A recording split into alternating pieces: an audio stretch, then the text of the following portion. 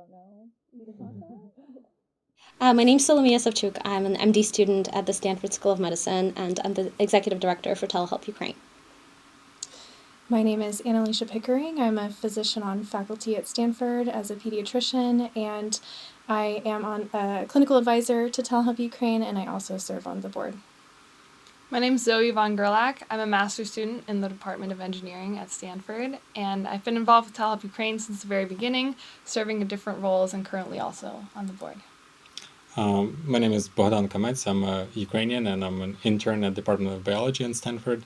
At Telehelp Ukraine, I'm director of patient outreach and also supporting the social media and other wings of organization, I guess. I'm Anya Tasuntseva. I'm a clinical psychologist serving children and adolescents here at Stanford, and I've been with Telehelp Ukraine from the beginning as a mental health clinician and also on the clinical advisory board more recently. My name's Aditya. I'm a second-year medical student at Stanford. I'm currently the director of implementation and evaluation at Telehelp Ukraine. We started Telehelp Ukraine with a goal to respond to the full-scale invasion of Ukraine by Russia with a hope to harvest the commitment of the healthcare community around the world, including at Stanford as well as many other institutions, to support Ukrainians that are most impacted, those vulnerable populations that are either internally displaced or had to seek shelter in other countries, most frequently Poland, both in terms of their medical needs as well as mental health needs.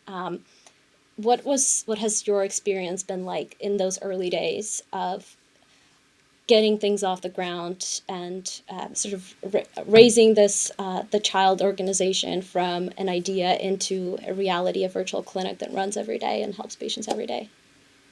Yeah, I think even since the very beginning, we were always extremely patient-focused.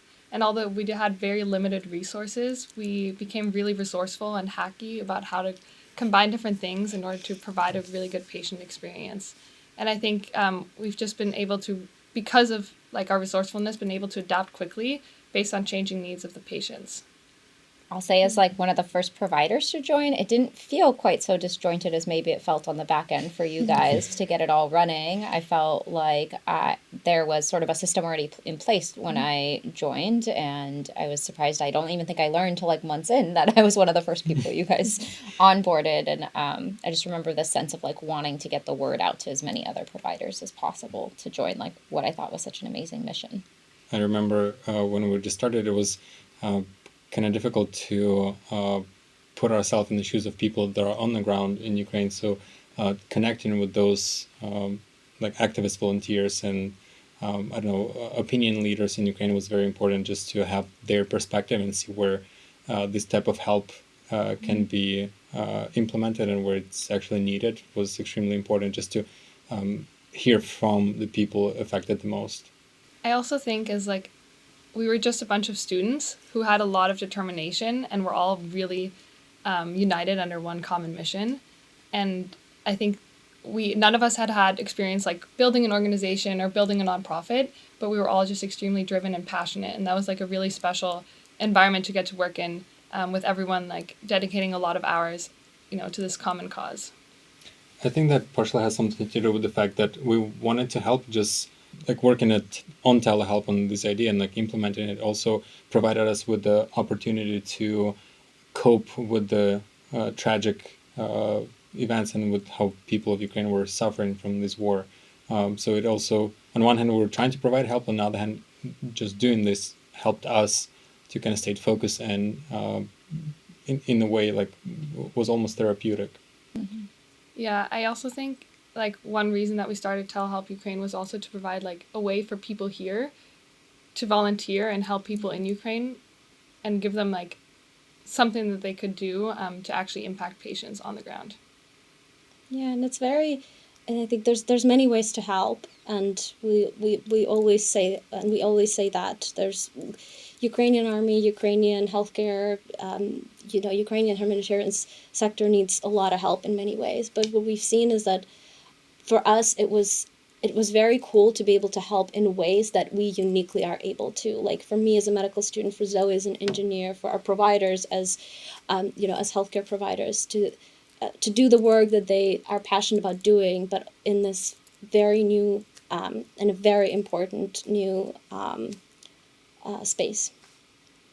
Yeah, I agree with that. And I think like the whole telehelp is so shaped by just like everything that each individual brings to the organization.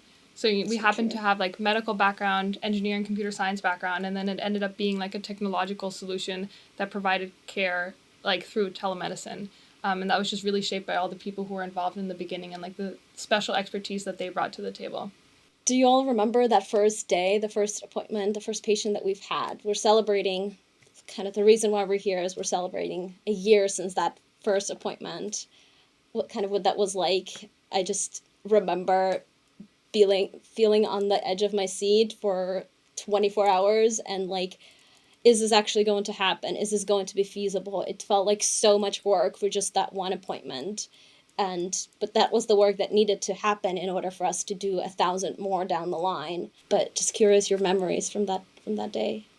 I remember the first time like a patient booked an appointment and like the feeling that like what we'd been working on for months, like endlessly, you know, and like kind of felt like night after night, actually now was going to have an impact on people. And I remember the night of the first appointment, I didn't sleep at all. And I was like just in contact with the provider the entire time. And I was like, are you up? Like, are you in the, you know, are you in the link? Like, is it working? Is the patient there? And just like waiting super anxiously during the appointment to get like a text back after the appointment had concluded, you know, for him to tell us how it went. And I think it was just like a really special moment for all the people who had been involved with telehelp since the very beginning, because it was our first patient that we ever helped. Didn't you share feedback from that individual after the visit? I feel like I remember the message coming out. I did. I posted on our With on a lot our of excitement. internal communications. I can't remember what it was exactly. A lot of emojis, a lot of party emojis. A lot of enthusiasm. Yes. Yeah. It was an amazing day. I think it was, you know, like all of us had worked so hard. Yeah. The whole organization, and I think everyone was really, really excited. Anya, maybe do you remember your first like patient experience, what that was like?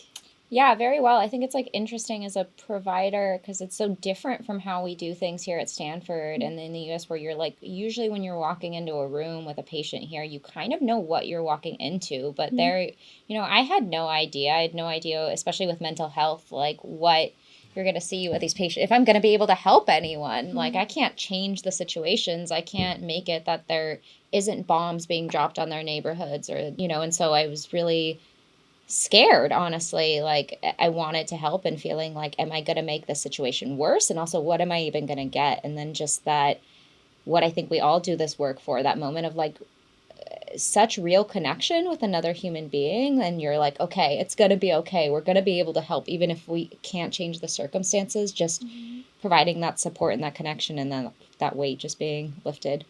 It sounds like that is such a microcosm of the entire experience that everyone has gone through into building the organization, is just not knowing what's going to be on the other side of that door, but knowing that the door needed to exist, wanting to step through it anyway, and making sure that everything happened in order to make sure that whoever was sitting there, whatever was happening on the other side of it, actually worked out. That's so true. I just remember like reaching out to people and like asking them, hey, can you please spread this information, like share this post or send this flyer to, I don't know, to your like social media. And then what if no one will show up or like no one will sign up for appointment, that we put already so much upfront just to like spread the word about our existence. And what if all of that would be just like for nothing and it would look like, or just like another scheme or like another thing that, you know, didn't work, or just people trying something and it's all for like all the efforts and for no results. So that was definitely a fear that we're going to run into. And then when we finally had our first appointment and the patient showed up and we were able to help, and there was like, oh my God, like it's actually working. It just definitely overwhelmed with happiness and gratitude to all the people involved. I'm always amazed with just how much understanding and flexibility I've seen from all of our volunteers, but particularly the providers or interpreters. Like we've put in work, but we're also asking them for their time, we're asking them for their expertise, and we're promising them that this is something that will make a difference, that someone wants the service, that someone will benefit from it. And you know, just like Anya said, going into an appointment and sort of not necessarily going into an unknown, as she did, as we all did. But that we've run into those types of situations so many times where we have another idea for a new project or a new place that we can expand into, and it's just another unknown that we're up against. But all of our volunteers are always totally on board, ready to go. Let's give it a try. If it's a waste of our time, it's just our time. It was worth for us trying. And I think that's what, at least that first month before we saw the first patient, I think what drove me at least was, this is worth trying, even if it doesn't necessarily go as far as we wanted to. And I think as one of the first students, when I was joining the team, I think it was such an incredible feeling to know that everyone who I was going to meet in that organization, everyone who I was randomly connected to, or every group that I joined or sub-project, I knew implicitly that the people I was working with would be amazing and mission-driven, and that I could trust them, so that irrespective of what might happen in the near future, what might collapse, what might lead to some sort of incredible outcome, it was as a team, and it felt like people had my back. And I think that was something that was just it's a very rare feeling to encounter that.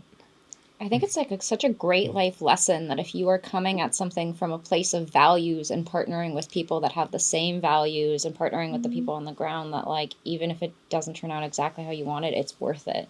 And I think in hindsight, like now that we have patients every day, it seems like we made a lot of right decisions. But at the time, we're not super informed about what we were doing, or we didn't have like the background to really set something like this up. Like none of us had done that before.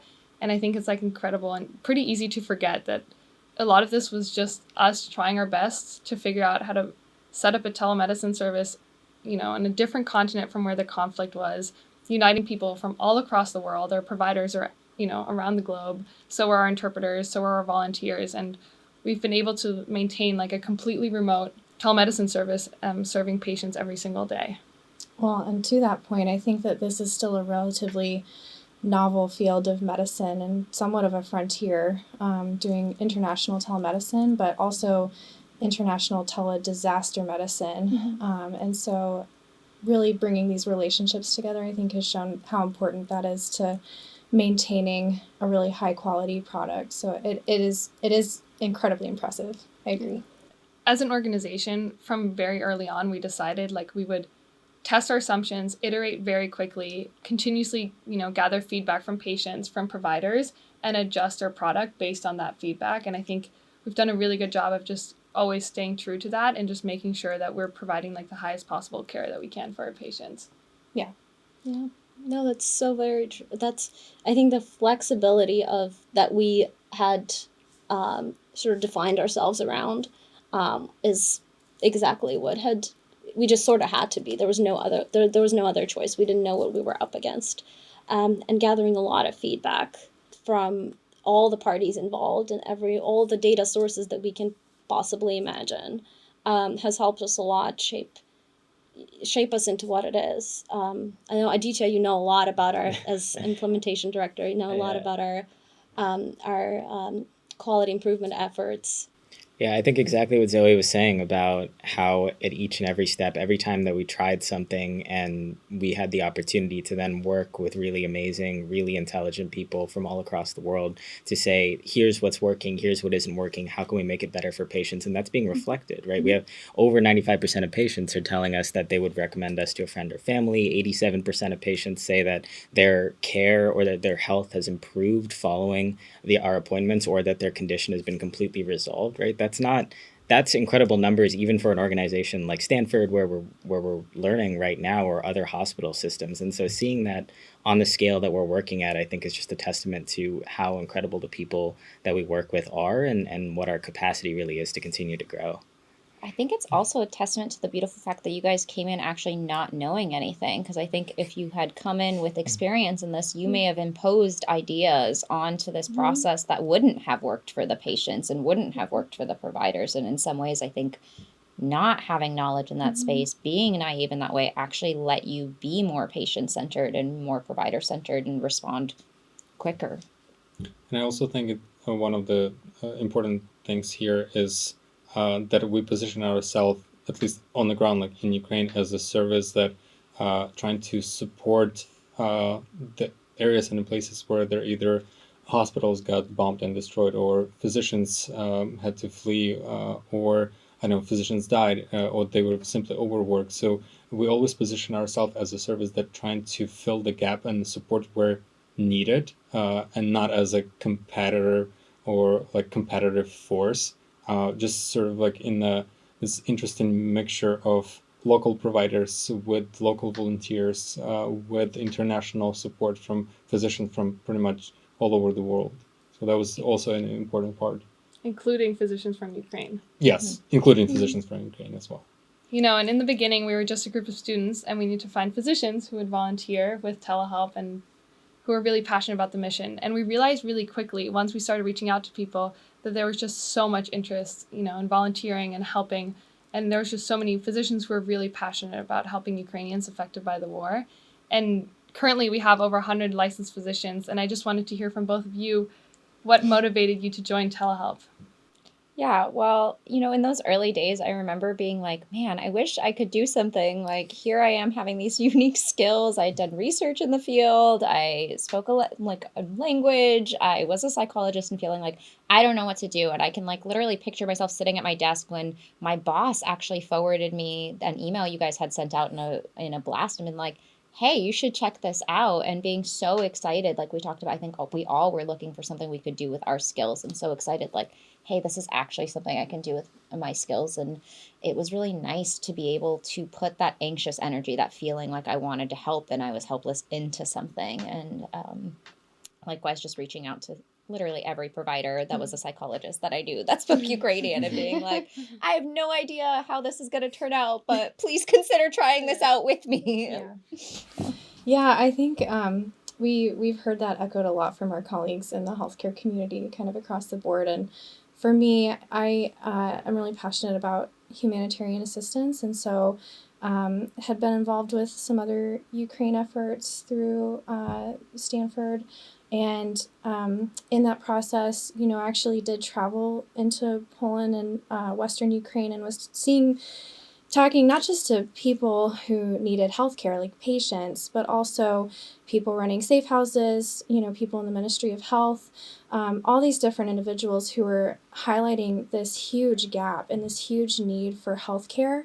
And like you're saying, Anya, hearing the strong passion and desire for individuals, healthcare providers in the United States who wanted to do something, who wanted to channel that energy and just really didn't know how and couldn't necessarily travel, you know, into these areas. And so it is, I think, really incredible that we were able to create that opportunity, not just for the patients, but also for the providers and then the volunteer body at large. But, you know, talking about what it's like to be in the visits, you know, one thing that has been very consistent for me, in addition to the gratitude from the patients, is just the interpreters' enthusiasm and gratitude to be able to participate in such a meaningful way, and feel like they're really able to impact these people who have so much need right now. Yeah. And I think the fact that we have medical interpreters is such a unique part of our value offering, because we're able to utilize physicians from around the world who don't necessarily speak local languages and then connect them with that medical interpreter and the patient to really provide a visit in the language that the patient wishes to speak. Yeah, I think there have been a lot of hurdles to overcome and things that I think people were nervous about, especially for mental health, doing virtual visits, needing to use interpreters. But I think the fact that we are such a patient-driven organization really shows in the feedback that we've gotten from our patients. And I think, you know, for me, coming into this project, just like I do with my patients in person here, my goal has always been to provide, you know, the type of care that I would want for myself or my loved ones.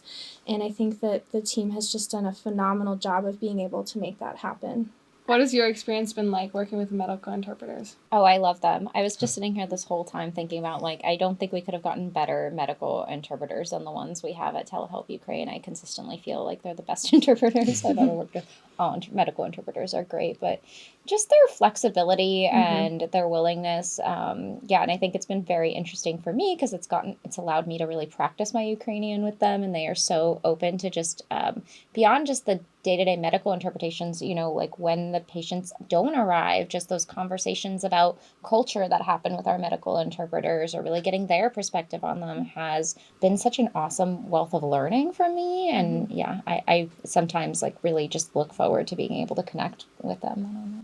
Yeah, I think what always strikes me when I read patient feedback, which we typically collect a more structured feedback that we, can quantify and implement on, but it's really insightful to read like the open feedback section. And what always comes across to me and always strikes me is that our patients see our providers, our interpreters, our health navigators who are volunteers that coordinate all the visits and a lot of the follow-up care. They see them all as one sort of team that all together are, it's not necessarily that an interpreter is kind of a barrier or a bridge between the provider and the patient. It's more that they see them as like this one larger, it's all a collaborative effort to get the patient the help that they want. And that's exactly how we wanted that to come across. And it just strikes me that we were able to, that's the way that patients perceive it. But what our interpreters, something that they do just makes them an essential part of that healthcare encounter. And it just speaks to their talent and commitment to building rapport with a patient and to really be very effective communicators. I also think it's interesting how this idea that grew from a group on campus at Stanford kind of spread like wildfire to other institutions through some connection, either personal connection, like family connection into, University of San Diego, like Northwestern, Harvard, Duke, University of Florida, and definitely others that I'm cannot think in the moment. And through just connection with other people, this community grew with the volunteers, with providers, interpreters, and even with our outreach efforts, just like knowing someone who knew someone else, and just how it spread by the word of mouth among people that really cared and really want to help and participate in something meaningful. I think it also helps that we are a telehealth platform to make that team feeling. Like, I think it's very different than having an interpreter joined by phone or even in the room like we would do in real life. There's something that really puts us on equal footing, that the patient, the provider, and and our interpreters are all online. I think something amazing about that is even though it is a telemedicine platform, even though what we're doing is essentially connecting patients and providers, the work of health navigators and many of the excellent folks that we have kind of surrounding the care, the appointment itself is something that I think has arisen from the fact that we have acknowledged that patients are more than patients. They're people who have their healthcare needs and their social needs shaped by where they're born, grow, eat, live, work, play, and pray. And I think acknowledging that, we've been able to construct this amazing team of folks who are able to then provide pre-visit support and provide post-visit support and get them to where they can actually get their medication and understand that this individual who's sitting in front of them is more than just a clinical visit. I think that helps us all feel a little less alone, that, whether or not you're the patient or the provider, or the health navigator, or the interpreter, or whatever your role 100%. Is at Telehelp Ukraine, it's a team. That there's someone, that there's someone you can message, someone you can call, that you're not alone in this fight. And it also helps just spread all of the administrative burden. At least that's what we hope that it would do, is that we give our providers and our interpreters more time with the patient, and all of the other tasks that go that pre-appointment or post-appointment, we can have other people participate and put more hands towards the task, so that any of the parts that we don't enjoy as much can be delegated or can be distributed amongst others who are willing to help. I agree. I think we have a really unique set of volunteers, and coming from like all different walks of life, all backgrounds, educational, professional. We have professors, lawyers, students, doctors, and everyone's just really hands-on and really willing to help and like pick up tasks that need to be completed. And I think also we have an incredible leadership that has just done a phenomenal job at motivating everyone and keeping everyone engaged and really organizing this really nascent organization with now, like 80 volunteers, 80 internal volunteers, over 100 physicians, 20 medical interpreters, and really, organizing this in such a seamless way that we're able to see patients and serve them properly and all feel like we're helping in some way and connected.